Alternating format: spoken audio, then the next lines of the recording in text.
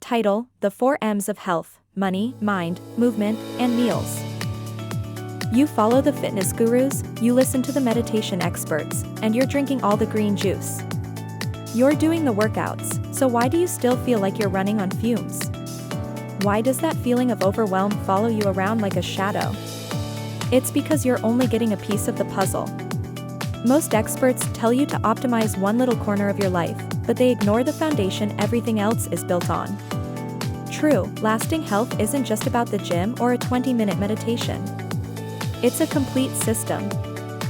Now, before we go on, I want to be clear, this framework is my own system for personal well-being. It's not the 4MS model used in some clinical health systems, which is a fantastic but different tool. This is a practical, lifestyle-based approach. In this video, I'll show you the 4 interconnected pillars: money, mind, movement, and meals, and give you one simple, daily action for each. These aren't more chores for your to-do list. They're small, smart shifts that create a powerful chain reaction for your well-being. Let's get into it. Section 1, the first M, money.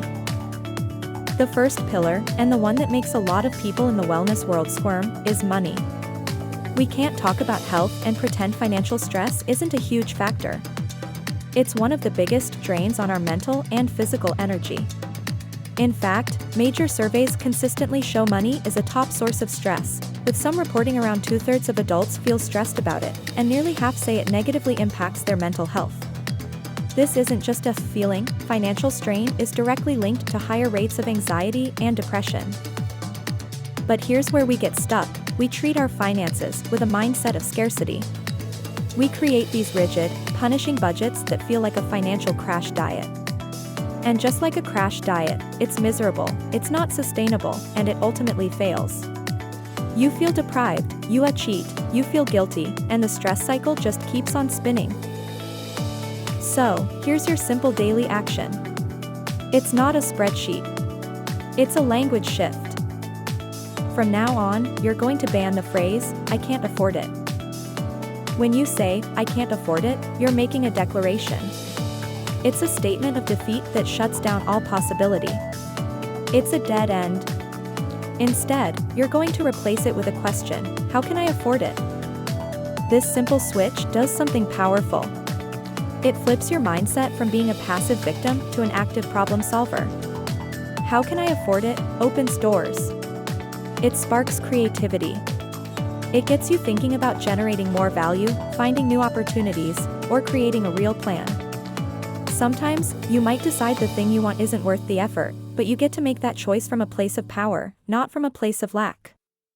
Asking this question turns a financial goal from a source of stress into a game, and when you ease that constant financial anxiety, you free up a ton of mental energy. Which brings us right to our second M. Section 2, the second M, mind. The second pillar is mind. And in this framework, mind isn't just about thinking positive thoughts. It's about finding mental clarity in a world that is designed to steal your focus. We live in a state of constant distraction. Our phones, our notifications, our endless feeds, they are all shattering our attention and keeping our brains in a state of shallow, reactive thinking. The real pain point is that we've become addicted to outside input. What's the first thing most of us do in the morning? We reach for our phone.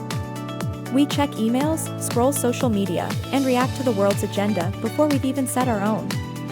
This trains our brain for distraction from the second we wake up. We start the day on defense instead of proactively deciding what we want our day to be about. And that's why you feel so foggy and overwhelmed. Your mind is like a web browser with 100 tabs open, it's slow, it's buggy, and it's draining your battery. So, here's your simple, daily action: start your day with 5 minutes of silence before you touch your phone. That's it. Just 5 minutes. Sit on the edge of your bed. Look out the window. Sip a glass of water. The only rule is no input. No phone, no TV, no podcasts. In that quiet, you're doing something revolutionary. You are creating space for your own thoughts to come to the surface. You're allowing your brain to shift from a reactive mode to an intentional one. You can use these 5 minutes to just notice your breath, or you can ask yourself a simple question: what's the most important thing for me to focus on today? This tiny act of stillness builds a buffer between you and the world's chaos. It lets you start the day with calm and control. You're not just managing your mind, you're reclaiming it. And when your mind is clear, you'll naturally want to energize your body. Section 3, the third M, movement. This brings us to our third pillar, movement. And notice I didn't call it exercise. That word can carry a lot of baggage, images of grueling workouts, expensive gyms, and the pressure to go hard all the time. The pain point for so many of us is that all or nothing mindset. We think if we can't hit the gym for an hour 5 days a week, it's not worth doing anything at all. We wait for the perfect time or the right motivation, and so we end up doing nothing, telling ourselves we'll start on Monday. This keeps us feeling sluggish, stiff, and disconnected from our own bodies. Movement shouldn't be a punishment. It's a celebration of what your body can do, and its purpose is to generate energy, not just burn it. So, here's your simple, daily action: schedule a 15-minute walk, and treat it like an unbreakable appointment. A short walk, especially outside, is one of the most underrated tools we have. Research shows that even brief walks can significantly boost your mood and improve mental clarity. Some studies have found that spending just 20 minutes in a natural setting can be enough to refresh the mind and sharpen your focus. It gets blood flowing to your brain and calms your body's stress response. Put it in your calendar. Maybe it's your way of beating the afternoon slump. Maybe it's first thing in the morning. The key is to make it non-negotiable. It's not something you do if you have time. It's a critical appointment with yourself. This small habit creates a positive feedback loop. The more you move, the better you feel. The better you feel, the more energy you have. And when you have more energy, you naturally start caring more about how you fuel your body. Section 4, the fourth M, meals. Our fourth and final pillar is meals. Just like with exercise, the world of nutrition is filled with extremes, rules, and guilt. We're constantly told what we shouldn't eat. No carbs, no sugar, no fat. The problem is, we approach our meals with a mindset of subtraction and deprivation. And that is psychologically exhausting. When you tell yourself you can't have something, it suddenly becomes the only thing you can think about. This creates a cycle of craving, resisting, and eventually giving in, which is always followed by guilt. It makes food feel like the enemy. But real nourishment isn't about what you eliminate, it's about what you joyfully add. So, here is your simple, daily action: add one more vegetable to your dinner plate than you normally would. That's it. Don't worry about taking anything away. Don't count calories. Just add. Maybe it's a handful of spinach you stir into your pasta sauce. Maybe it's some roasted broccoli on the side. This addition of strategy is psychologically powerful.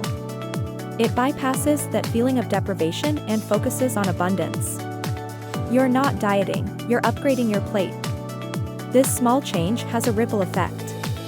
By adding more fiber-rich vegetables, you naturally get fuller on nutrient-dense foods. Plus, you're nourishing your gut microbiome. Your gut and brain are in constant communication through what's known as the gut-brain axis, and a healthy gut contributes to more stable moods and better focus. You're removing the guilt and replacing it with a win. You're nourishing yourself, one vegetable at a time. Interconnection and summary. See how this all connects? The real magic happens when you see how these pillars support each other. Think about it. When you start your day with 5 minutes of mind, you get the clarity to resist impulse spending and ask, how can I afford this, which strengthens your money pillar. When that background hum of financial anxiety is gone, you have more mental space, which makes it easier to have a clear mind. With a clear mind, you have the energy and drive to take that 15-minute walk, movement. When you move your body, it boosts your mood and energy, which makes you crave clean, nourishing meals. And when you fuel your body with good food, you have the stable energy and focus to tackle your goals. It's a beautiful, upward spiral. A small win in one area creates momentum everywhere else. This is the holistic system so many people are missing. So, let's recap the 4 simple, daily actions. Money, stop saying, I can't afford it, and start asking, how can I afford it? Mind, take 5 minutes of silence before you look at your phone in the morning. Movement, schedule one 15-minute walk and treat it like a non-negotiable appointment. Meals, add 1 more vegetable to your dinner. Conclusion and CTA. Look, true well-being isn't about some dramatic, life-altering overhaul. It's about the small, consistent actions that build on each other, day after day. It's about creating a foundation so strong that you can handle whatever life throws at you. You don't need another punishing diet or workout plan. You need an integrated system that honors every part of you. Your journey starts with one small step in each of these 4 areas. You have the power to create this upward spiral, starting today. To help you get going, I've linked a video on building a powerful morning routine that weaves all 4 of these pillars together. It's the perfect next step to put this system into practice. Go watch that next, and start building your foundation.